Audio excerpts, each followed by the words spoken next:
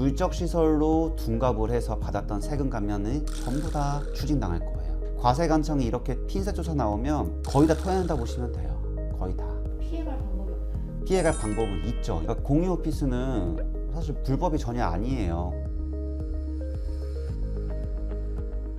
안녕하세요. 세무천재 서성호입니다. 지난 11월 공유 오피스에 허위로 사업자 주소지를 등록해 청년 창업 감면 혜택을 받은 다수의 사업자들이 무더기로 적발되었다는 뉴스 보셨나요? 저희도 이 뉴스를 보고 정말 비상 상황이었는데요. 게다가 2025년 1월 1일부터 청년 창업 감면 혜택이 바뀔 예정이라 사업자 등록 상담이 최근 급증하고 있습니다. 무더기로 적발되고 추징을 당했기 때문에 세무당국은 내년에 더 세세하게 조사할 수 있겠죠. 아마 이 영상을 보고 계신다면 올해 안에 사업자 등록과 주소지를 공유 오피스로 해야 할지 고민 중이실 텐데, 청년 창업 세액 감면 혜택은 정말 매력적이지만 공유 오피스를 잘못 이용했다가 세무조사라는 큰 리스크를 떠안게 되는 경우가 생각보다 많습니다. 이 영상에서는 공유 오피스에서 사업자 등록을 안전하게 진행하는 방법 제대로 알려드리겠습니다. 여러분의 사업 처음부터 흔들리지 않도록 준비하세요. 그럼 시작합니다. 변호사님, 공유 오피스가 정확히 뭔가요? 공유 오피스는 우리 그냥 이런 일반적인 사무실 공간에 구획을 나누어 가지고 여러 명의 사람들이 그냥 이용하는 거죠.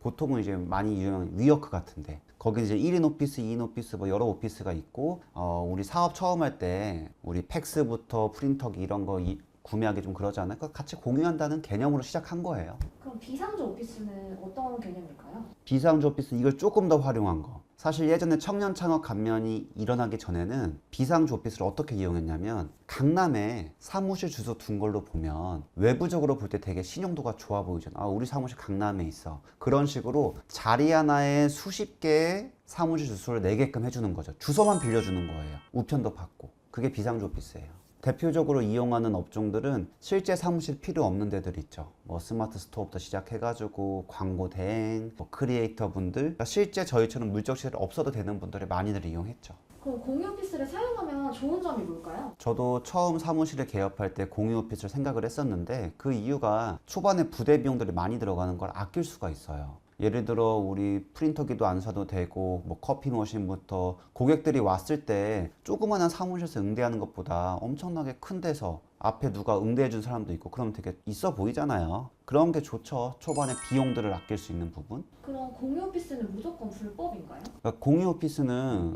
사실 불법이 전혀 아니에요. 그리고 우리 비상조 오피스처럼 한 공간에 수백 개의 전대를 내더라도 위법은 아니죠, 사실. 하지만 세금 쪽은 좀 다르다는 거예요.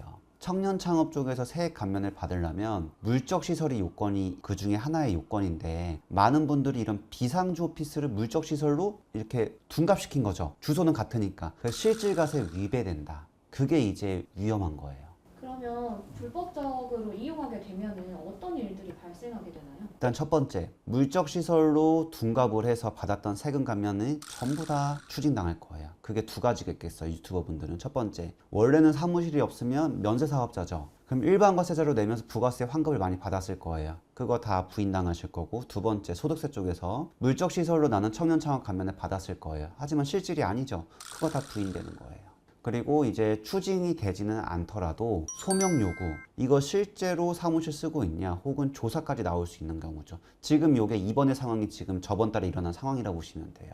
그리고 현재 우리 국가의 재정 상황이 안 좋잖아요. 세액 감면 100%는 정말 엄청나게 큰 거거든요. 지방세까지 아예 안 내기 때문에. 그래서 과세관청이 이렇게 핀셋 조사 나오면 거의 다 토해낸다 보시면 돼요. 거의 다. 피해갈 방법이 없나요?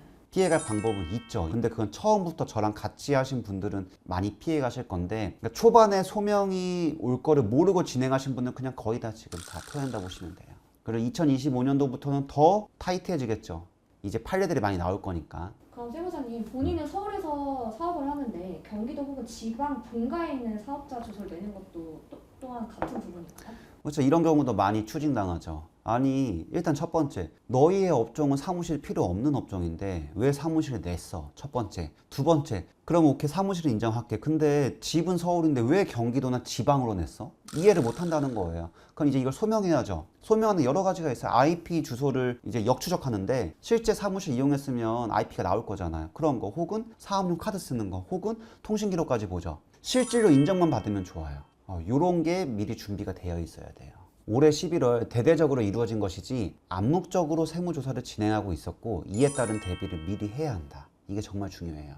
그럼 어떻게 안전하게 대비할 수 있을까요? 첫 번째는 실질이 아니냐부터가 중요해요. 실질이면 전혀 상관없어요. 근데 실질인 경우는 문제될 게 있죠. 이제 사업의 확장. 근데 이거는 이번 편 말고 다른 편에서 말씀드리고요. 그냥 전제 조건은 이거죠. 내가 처음으로 그 사업자 등록을 처음 했고 업종 코드 제대로 냈고 근데 이게 실제적으로 쓰는 거다라면 문제될 게 없어요. 근데 이제 애매한 부분들이 있죠. 왜냐면 우리가 세법을 지금 활용하는 거잖아요. 활용을 하는데 실질 과세를 어떻게 피할 수 있느냐. 그럼 첫 번째, 활용하는 것처럼 보여야죠. 그 대표적인 게 우리 거기 가서 와이파이 쓰는 거예요. 그럼 와이파이 쓰면 내가 거기에 IP가 추적이 나올 거니까 실제 업무했다는 걸 소명할 수 있을 거고, 두 번째는 CCTV까지 있으면 가장 좋아요. 간혹 집에 사는 분들한테 제가 추천드리는 건데, 제가 아까 집에서 월세 처리 가능하다고 한 거 있죠. 그러면 실제 그 집을 사무실 쓰고 있다고 봐야 되거든요. 그럼 집 방에 CCTV 설치해요. 그래서 업무하는 거 찍는 거예요. 그게 되게 파워풀해지는 거예요. 그리고 세 번째는 사업용 카드 쓰는 거. 내가 그쪽 사무실에서 근처에 좀 카드를 써줘야죠. 그래야 내가 거기 출퇴근하는 것도 보일 거니까. 그리고 이제 이런 것들을 미리미리 사진이나 문서화 시켜가지고 페이퍼 작업 미리 해놓는 거예요. 우리 하다못해 엑셀도 지금 만들어도 저장일자가 잡히잖아요. 그럼 미리미리 연도 끝나기 전에 저장해놓고 그거 그냥 PDF 떠놓는 거죠. 그럼 미리 나는 예전부터 했다는 게 소명이 되는 거잖아요. 갑자기 들이닥쳐서 준비한 게 아닌 거니까. 그리고 이제 만약 비상주 공유 오피스로 창업 감면을 받았거나 혜택을 받을 예정이라면 이런 것들 미리미리 전문가랑 상의하고 준비하셔야 돼요. 그리고 더 중요한 건 사업자 등록 전에 이러한 행위들을 하는 게 더 중요하다.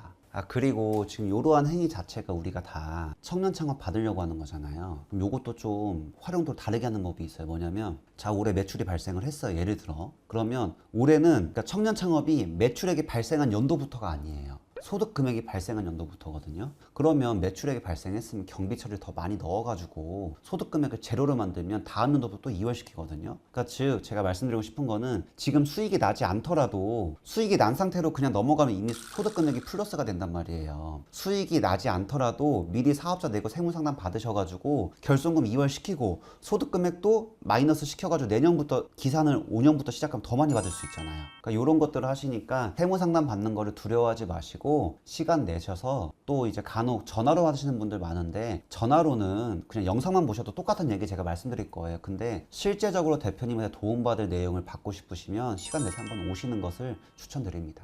그리고 제발 혼자서 영상 보고 하지 마시고 좀 시작하기 전에 저한테 먼저 오셔서 좀 상담을 받고 진행하시는 걸 추천드려요. 나중에 다 일 버리고 나서 하시면은 일이 두세 배가 들고 실제로 안전하지도 않을 수도 있으니까. 지금까지 공유 오피스에서 사업자 등록을 할 때 꼭 알아야 할 위험 요소와 안전한 대처법에 대해 알아봤습니다. 공유 오피스는 창업 초기 부담을 줄일 수 있는 좋은 선택이지만 세부 규정을 알지 못한 채 등록하면 뜻하지 않은 세무조사나 감면 혜택이 없어질 수 있고 심각한 문제가 발생할 수 있습니다. 특히 2025년부터 바뀌는 청년 창업 감면 혜택을 제도를 고려하면 지금 사업자 등록을 준비하시는 분들은 더 철저한 사전 검토와 전문가 상담이 필수입니다. 혹시라도 내가 잘하고 있는 걸까라는 의문이 든다면 주저하지 말고 세무 전문가와 상의하세요. 사소한 실수가 큰 리스크로 이어지기 전에 제대로 된 정보를 통해 똑똑한 선택을 하시길 바랍니다. 도움이 되셨다면 좋아요와 구독, 알림 설정도 부탁드리며 다음 영상에서 뵙겠습니다. 감사합니다.